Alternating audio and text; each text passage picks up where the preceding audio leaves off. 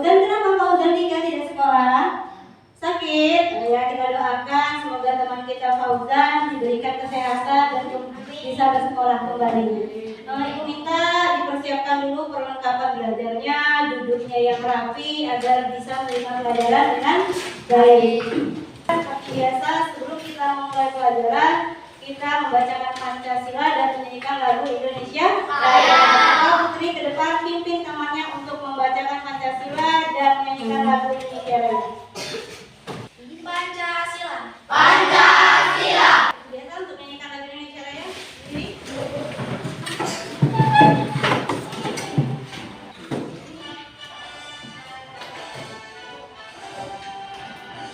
Hari ini kita melanjutkan pelajaran kita yang kemarin. Tema 1 tentang organ gerak hewan dan manusia. Subtema pertama yaitu organ gerak hewan. Pembelajaran keempat.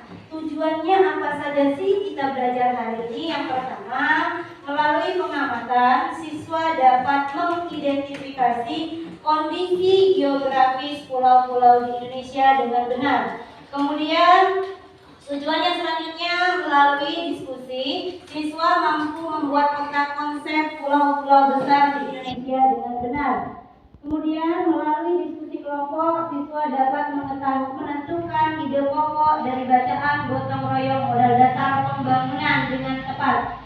Kemudian setelah menentukan ide pokok, siswa mampu menuliskan kesimpulan dari bacaan dengan bahasa sendiri dengan baik. Kemudian tujuan yang kelima, setelah mengidentifikasi dengan diskusi kelompok, siswa dapat membuat kesimpulan nilai-nilai Pancasila dalam kehidupan sehari-hari dengan benar. Memasuki pelajaran, Ibu akan menampilkan sebuah video mengenai kondisi geografis Indonesia. Kalian perhatikan baik-baik. Nanti di sini akan Ibu munculkan sebuah materi untuk kalian. Silakan diperhatikan videonya dengan seksama. Tahukah kalian bahwa jumlah pulau di Indonesia sebanyak 16.056? Masya Allah, banyak sekali ya.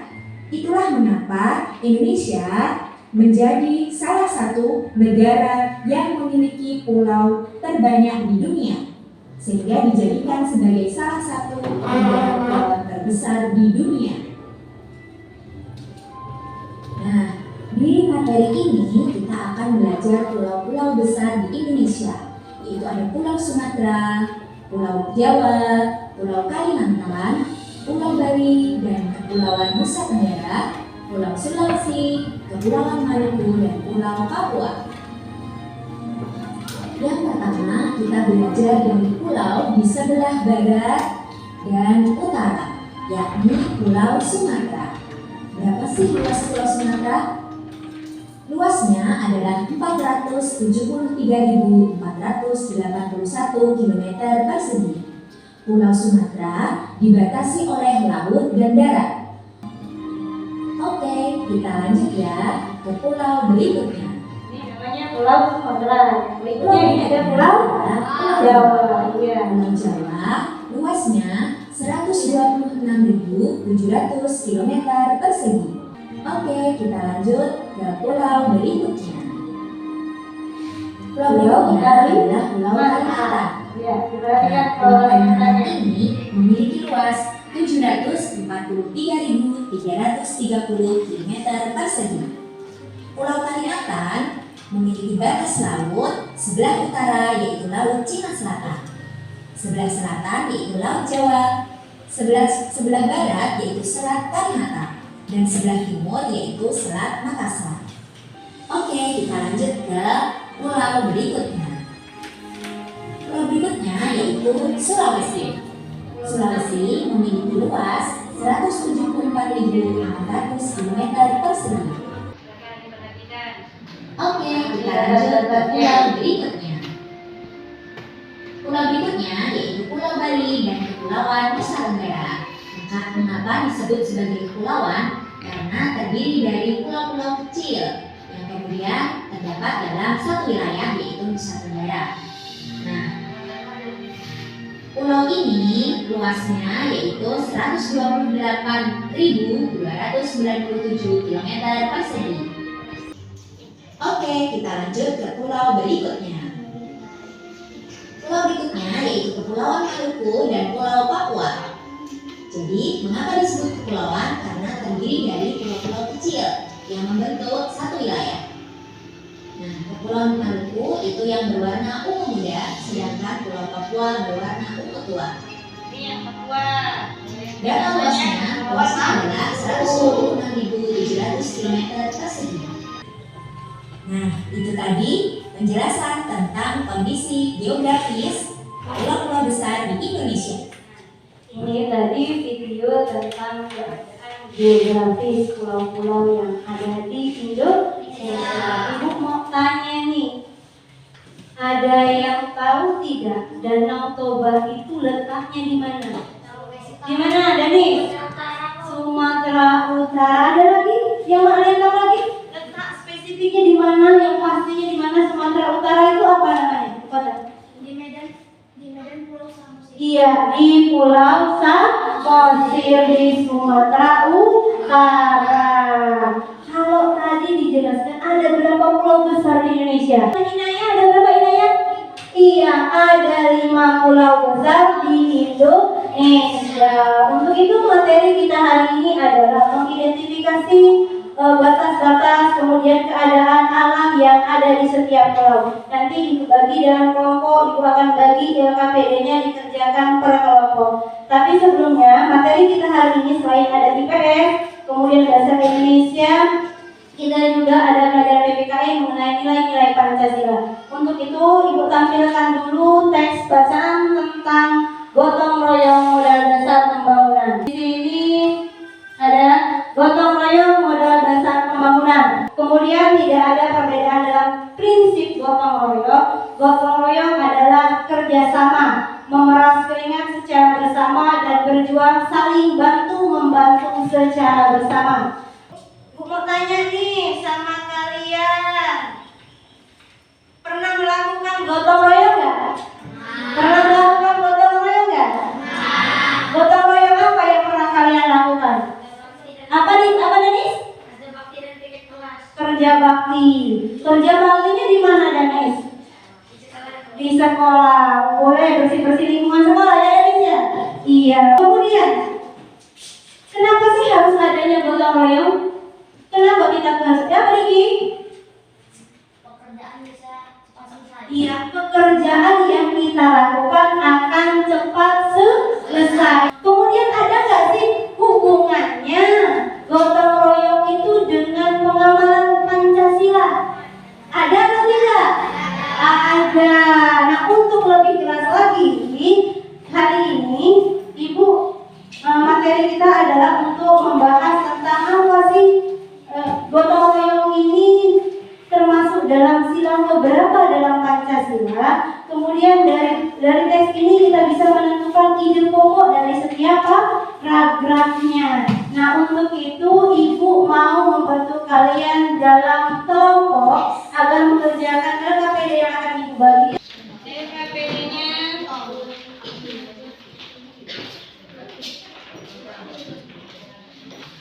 Dia berkelompok.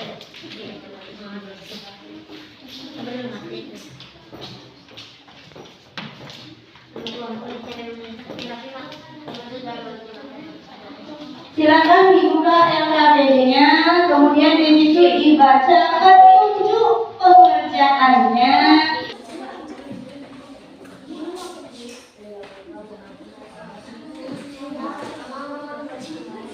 Iya, diisi juga kesimpulannya, kesimpulannya apa? Ditulis juga kesimpulannya. Ya. Kelompok putri dan yang lain, Ibu minta perhatikan semuanya membacakan hasil kerja kelompoknya. Ya. Silakan dibacakan. Iya. Silakan Putri. Ya. Kondisi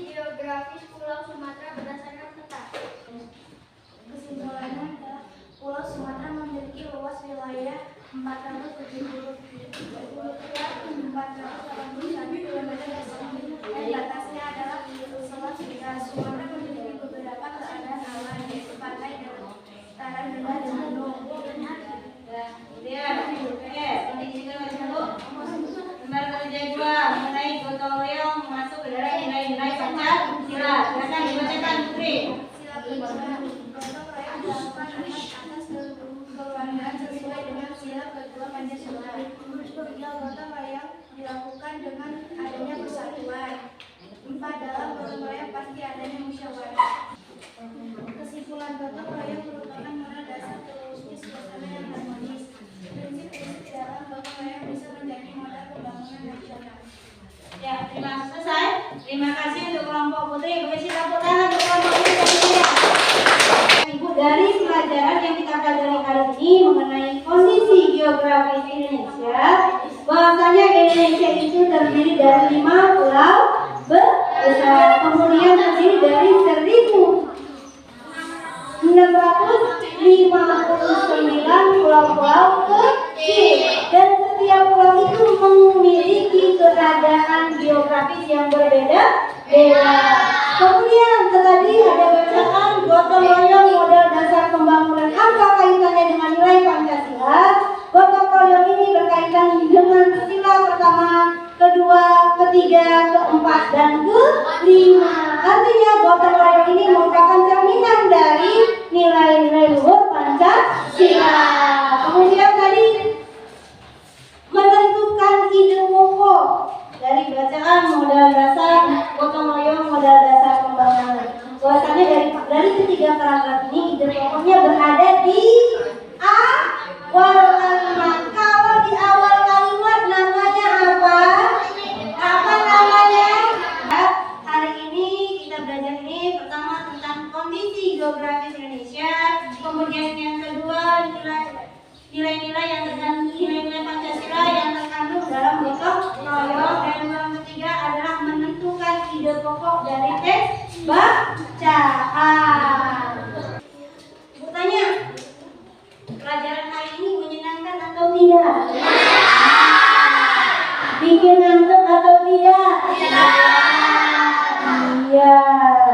Mudah-mudahan nanti pembelajaran kita selanjutnya akan lebih mengasyikan lagi daripada hari ini. Sebelum pulang, silakan masukkan dulu bukunya ke dalam tas. Kalau tadi di awal kita menyanyikan lagu Indonesia Raya untuk menumbuhkan rasa nasionalisme kita kepada negara Kesatuan Republik Indonesia. Sebelum pulang, kita ada baiknya menyanyikan lagu Garuda Pancasila. Untuk menutup pelajaran ini, ada baiknya kalau di awal kita sudah berdoa, setelahnya pun kita harus berdoa agar apa yang kita pelajari hari ini Allah berikan kemudahan untuk kita semua. Ayo kita pimpin teman-temannya untuk berdoa.